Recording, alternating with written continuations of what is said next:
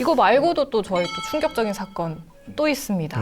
또 있었죠. 도내 한 전직 교육장 부인의 투자 사기 사건.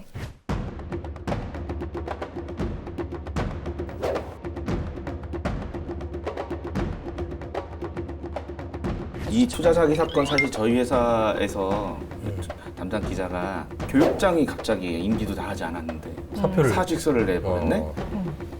그러니까 사직서를 냈다는 기사를 이제 먼저 취재를 다 했죠. 그러니까 하면서 이유를 왜 사직서를 냈냐라고 이제 찾아 들어가다 보니까 이제 아 이게 개인의 그게 아니라 부인이 투자자를 모집했는데 그 금액이 보도가 났다 그래야 되나? 다 날린 거죠. 날린 상황에서 이제 피해자 한 20명 된다고 해요. 10년 동안인가.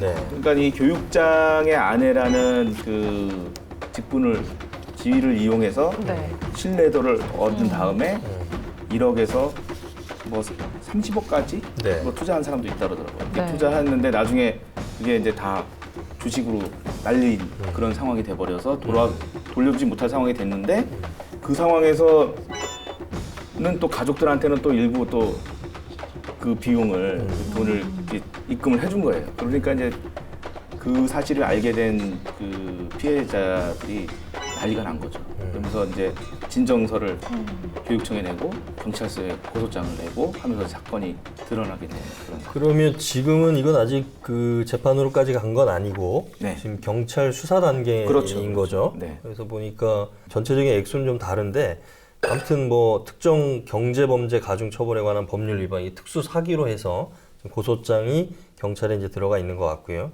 내용은 그런 것 같아요. 우리 통상적인 사기 사건처럼 뭐 공모주 청약으로 돈을 좀 벌어주겠다.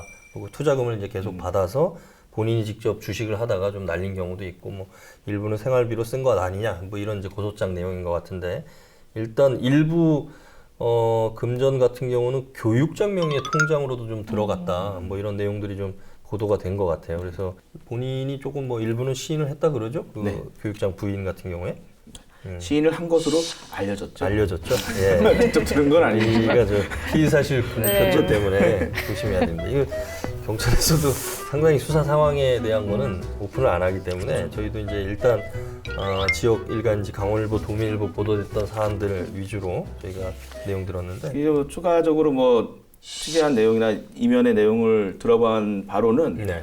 처음부터 이렇게 사기를 하려고 한 것 같진 않아요. 근데 처음에는 이제 다 해서 진짜 수익을 내서 돌려주고 하니까 신뢰가 이제 계속 쌓이다 보니까 그 양이 커졌는데 어느 순간에 갑자기 상황이 그렇죠. 안 좋아지면 예. 감당하지 못한 상황으로 내몰린 게 아닐까. 방금 이몽 기자님 말씀하셨던 어느 순간에 감당하지 못할 그 타이밍이 예. 코로나19예요. 그렇죠. 이 사건의 경우에도 아.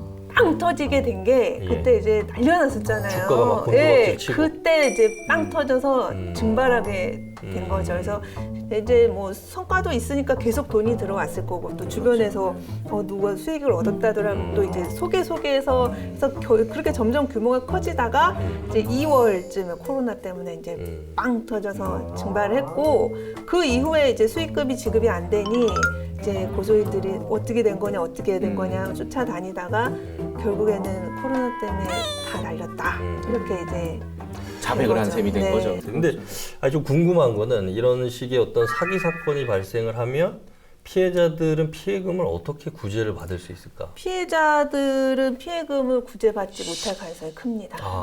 네, 이제 방법이 없어요. 네. 지금 뭐 피해 금액만 뭐 100억 막 이런 얘기가 나오는데 이거 어떻게 누가 갚겠어요?